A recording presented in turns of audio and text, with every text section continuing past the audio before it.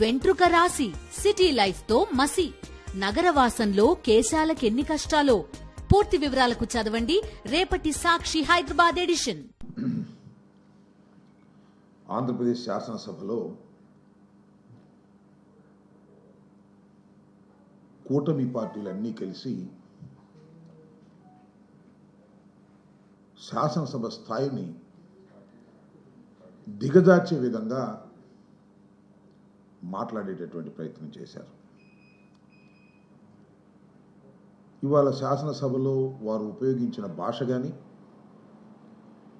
ముఖ్యంగా జగన్మోహన్ రెడ్డి గారి వ్యక్తిత్వాన్ని హననం చేయటానికి వారు వాడిన భాష కానీ చాలా జుగుప్సాకరంగా కనిపించింది మొత్తం ప్రపంచానికి. ఈరోజు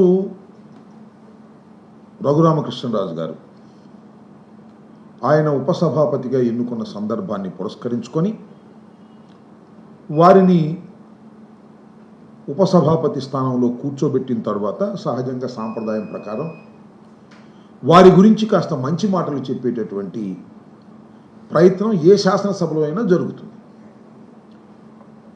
ఇప్పుడే కాదు, శాసనసభ ఏర్పడిన దగ్గర నుంచి స్పీకర్ కానీ ఉపసభాపతి కానీ వారు ఎన్నికైన సందర్భాన్ని పురస్కరించుకొని వారి గురించి 4 మంచి మాటలు చెప్పేటటువంటి ప్రయత్నం చేస్తున్నారు.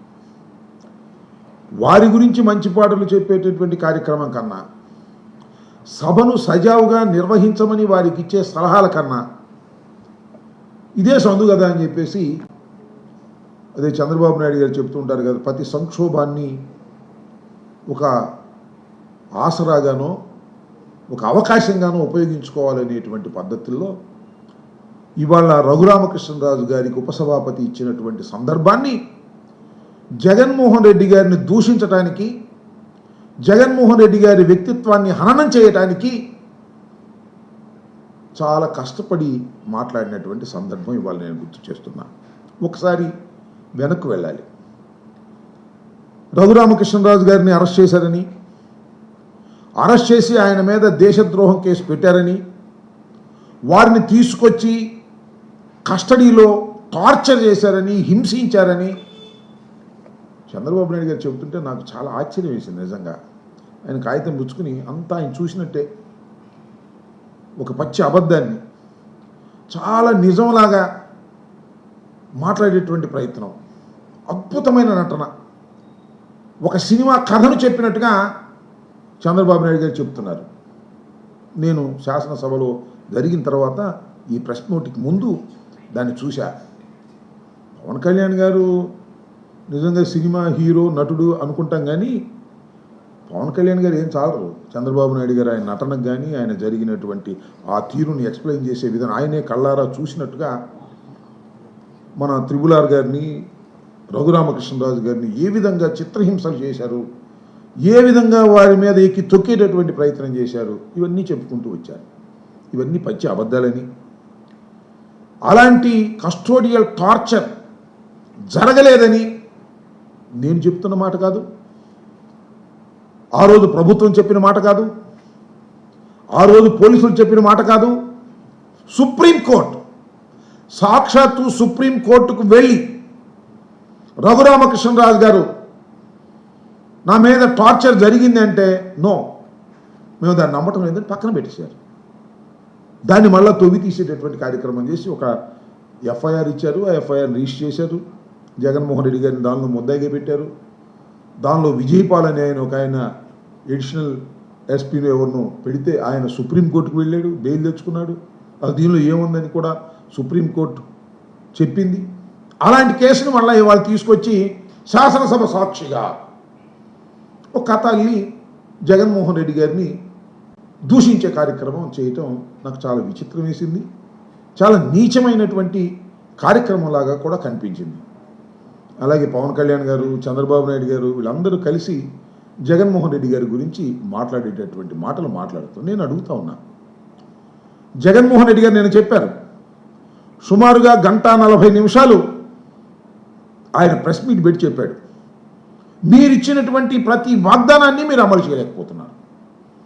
పచ్చి అబద్ధాలు చెప్పేటటువంటి కార్యక్రమం చేశారు కూటమి ప్రభుత్వం. అధికారంలో వచ్చిన తర్వాత ఏమీ లేదు. ఆ రోజు నేను చెప్పాను 74,000 కోట్ల రూపాయలు చంద్రబాబు నాయుడు గారు కూటమి ఇచ్చినటువంటి వాగ్దానాలు నెరవేర్చాలంటే 74,000 కోట్ల రూపాయలు కావాలి. మీరు బడ్జెట్లో ఎంత పెట్టారండి? ఏమి లేదు. వాగ్దానాలను నెరవేర్చకపోగా పచ్చి అబద్ధాలు చెప్పి మోసం చేసి ఒక చీటర్ లాగా ఈ రాష్ట్ర ముఖ్యమంత్రి ప్రవర్తించాడు. ఎందుకు 420 ఐపీసీ కింద నీ మీద కేసు పెట్టకూడదు అనేటువంటి పద్ధతుల్లో వివరంగా సాక్ష్యాధారాలతో సహా జగన్మోహన్ రెడ్డి గారు చెప్తే దానికి శాసనసభలో సమాధానం చెప్పే పనే లేదు. మాకు 164 మంది ఉన్నారన్నారు. ఏది ఒక్కరిని చెప్పమనండి సమాధానం దీనికి? చంద్రబాబు నాయుడు గారిని చెప్పమనండి, పవన్ కళ్యాణ్ గారిని చెప్పమనండి, లేదా ఆ లోకేష్ బాబుని చెప్పమనండి, లేక ఆ ఫైనాన్స్ మంత్రిని చెప్పమనండి. దానికి సమాధానం మాత్రం చెప్పలేరు. దానికి సమాధానం చెప్పలేరు. కానీ దాన్ని డైవర్ట్ చేసేసి RRR గారి మీద హింస జరిగింది అని ఒక కథ అల్లేటటువంటి ప్రయత్నం చేశారు. Which is false. నేను మనవి చేస్తున్నాను. ఎస్, RRR గారు ఎవరు? రాజశేఖర రెడ్డి గారికి బాగా తెలుసు, మాకు బాగా తెలుసు. వైఎస్ఆర్ కాంగ్రెస్ పార్టీ తరపున 2014లో పోటీ చేయడానికి ముందుకొచ్చారు.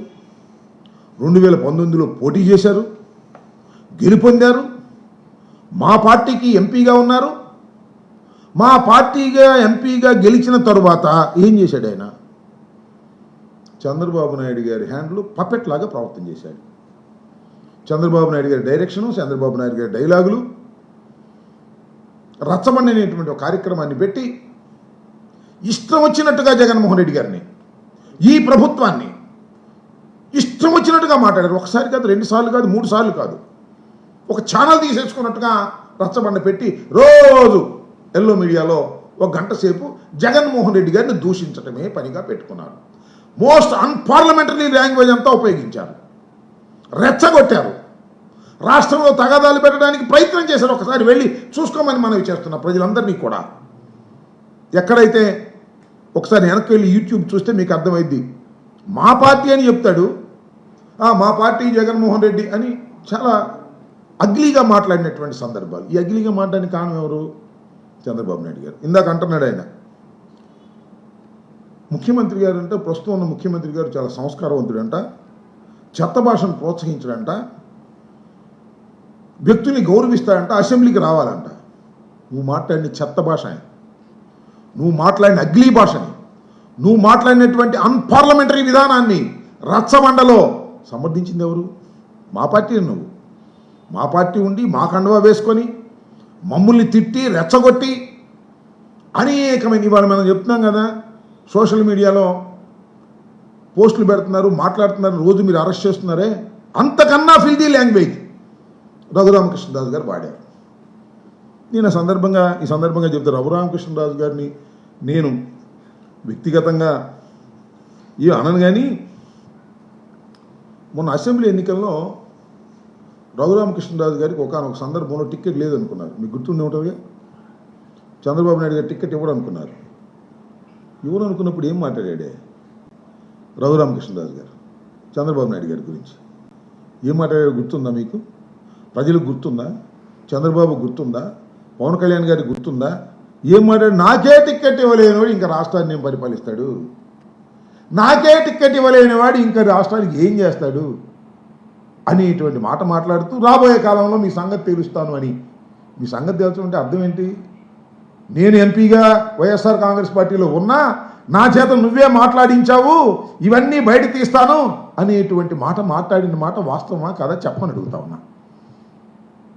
సరే, ఆయన సూర్యుడు, వీరుడు, పరాక్రమంతుడు, బాహుబలి అని పొగుడుకోండి, మాకేం అభ్యంతరం లేదు. ఈ సందులో జగన్మోహన్ రెడ్డి గారిని ఎస్కోబారు, సైకో, నీచుడు ఇలాంటి మాటలన్నీ మాట్లాడేటువంటి ప్రయత్నం చేశారు. నేను ఇంకోటి కూడా మనవి చేస్తున్నా. సరే, ఆయన ఏమి రచ్చబండలో బాగానే మాట్లాడాడు, జగన్మోహన్ రెడ్డి గారిని ఏమీ అనలేదు అని పవన్ కళ్యాణ్ గారు, చంద్రబాబు నాయుడు గారు అనదలుచుకున్నారా? చెప్పండి. ఆయనే అన్నా. నేను మనవి చేస్తున్నా, ఎన్నికలు అయిపోయిన తర్వాత, గెలిచిన తర్వాత జగన్మోహన్ రెడ్డి గారిని నేను వాడు వీడు అని చాలా దూషణ భూషణలు మాట్లాడిన మాట వాస్తవం. నన్ను క్షమించండి, నేను ఇక నుంచి అలా మాట్లాడను. రాజశేఖర రెడ్డి గారి కుమారుడు అంటే నాకు గౌరవం. జగన్మోహన్ రెడ్డి గారు నాకన్నా వయసులో చిన్నవాడైన ముఖ్యమంత్రిగా చేశాడు, నేను పొరపాటు అయిపోయింది ఆయనే చెప్పాడు. దానికి ఏమంటారు? నేను మనవి చేస్తాను, దానికి ఏమంటారండి పవన్ కళ్యాణ్ గారు? ఇవాళ జగన్మోహన్ రెడ్డి గారిని దూషించాను, నాది తప్పేను అని ఒప్పుకున్నటువంటి ఆ పెద్ద మనిషిని ఇవాళ మళ్ళా ఆ పెద్ద మనిషిని అక్కడ కూర్చోబెట్టారు. మాకేం అభ్యంతరం లేదు, మీకు మెజారిటీ ఉంది, కూర్చోబెడుతున్నారు. ఏం మాట్లాడతారు మీరు? జగన్మోహన్ రెడ్డి గారి గురించి మాట్లాడతారా? జగన్మోహన్ రెడ్డి గారు ఎస్కోబారా? నేను మనవి చేస్తున్నాను చంద్రబాబు నాయుడు గారు, మీ అంత ఎస్కోబార్ నేను మనవి చేస్తున్నా. 100 ఎస్కోబార్లు, 1000 మంది చీటర్లు, 1000 మంది, 1,00,000 మంది దౌర్భాగ్యులు, ఈ ప్రపంచంలో ఉన్నటువంటి దోపిడీ దొంగలు అందరినీ కలిపి రుబ్బి పొడుకోబెడితే బొమ్మ వేస్తే సాక్షాత్తు చంద్రబాబు నాయుడు గారు వస్తారు. ప్రజల్ని మోసం చేసినటువంటి వ్యక్తి చంద్రబాబు నాయుడు గారు. పదవి కోసం ఏ గడ్డైనా కరిచేటటువంటి మనస్తత్వం కలిగినటువంటి వ్యక్తి నారా చంద్రబాబు నాయుడు గారు. ఇవాడు ఈ నాటకం అంతా ఆడించిన కూడా చంద్రబాబు నాయుడు గారే. మా పార్టీ వాళ్ళని రెచ్చగొట్టేటటువంటి కార్యక్రమం అటు పార్టీకి లాగేసి నేను చెప్తున్నాడు. త్రిపులారు గారిని అంట ఊళ్ళో కూడా రానియకుండా చేశామంట. ఊళ్ళో కూడా రాని చేయడానికి మేము కారణం అంట. ఇవాళ సొంత దొరికింది కదా అని శాసనసభ సాక్షిగా పచ్చి అబద్ధాలు, పచ్చి మోసపు మాటలు చెప్తారు. మరి ఏంటంటే శాసనసభకు ఇమ్యూనిటీ ఉంటుంది. కోర్టుల గురించి మాట్లాడినా ఇంకో దాని గురించి మాట్లాడినా ఇమ్యూనిటీ ఉంటుంది కాబట్టి మాట్లాడతారు. కోర్టులు ఏం చెప్పాయి? అయ్యా కస్టోడియల్లో ఎక్కడా కూడా ఆయన చిత్రహింసలు పెట్టినటువంటి సందర్భం లేదు, దీన్ని మేము నమ్మమని పక్కన పారేస్తే ఇవాళ కాళ్ళు వాసిపోయేటట్టు కొట్టారు, గుండెల మీద ఎక్కారు. సాక్షాత్తు చంద్రబాబు నాయుడు గారు చూసినట్టే చెప్పేటటువంటి ప్రయత్నం చదువుతున్నాడు, చక్కగా సినిమా కథలాగా కదిలేటువంటి ప్రయత్నం చేస్తున్నారు చంద్రబాబు నాయుడు గారు. ఇది చాలా దుర్మార్గం అనేది కూడా ఈ సందర్భంగా నేను మనవి చేస్తున్నా. ఇన్ని కార్యక్రమాలు జరుగుతూ ఉన్నాయి రాష్ట్రంలో. నేను మనవి చేస్తున్నా, ఆ పవన్ కళ్యాణ్ గారు కూడా మాట్లాడారు, ఇంకా చాలామంది మాట్లాడారు. ఏమండి ఇవాళ జరుగుతున్నాయే ఇంకా కస్టోడియల్ టార్చర్స్ ఇవాళ నేను మనవి చేస్తున్నా. సోషల్ మీడియాలో మాట్లాడినటువంటి బూతులు అంటున్నారే, తెలుగుదేశం సోషల్ మీడియా వాళ్ళు కూడా మాట్లాడారు. దాన్ని పక్కన పెడదాం. రఘురామకృష్ణరాజు గారు మాట్లాడింది బూతులు కాదా చెప్పండి, ఒకసారి చూడండి కొట్టి. దాని మీద యాక్షన్ తీసుకుంటే తప్ప, దాని మీద కేసు పెడితే తప్ప, ఆ కేసు పెట్టి తీసుకొస్తే తప్ప, కోర్టులో ప్రొడ్యూస్ చేస్తే తప్ప, విత్ ఇన్ ది టైం ఫ్రేమ్వర్క్లో 24 అవర్స్ ముందు లోపల వారిని విచారించి కోర్టులో పెట్టామే. దాన్ని చాలా గందరగోళం చేశారు. సుప్రీం అన్నారు, హైకోర్టు అన్నారు, మిలిటరీ కోర్టు అన్నారు. ఏ కోర్టులోనూ ఆయన కొట్టినట్టుగా రుజువు కాల. దాన్ని మళ్ళీ వార్చి జగన్మోహన్ రెడ్డి గారిని ఏదో చేయాలనేటువంటి తాపత్రయం, కక్ష తీర్చుకోవాలనే తాపత్రయంతో ఇవాళ చంద్రబాబు నాయుడు గారు కూటమి ఇవాళ ప్రయత్నం చేయటం చాలా దురదృష్టకరమైనటువంటి విషయం కూడా నేను మనవి చేస్తాను.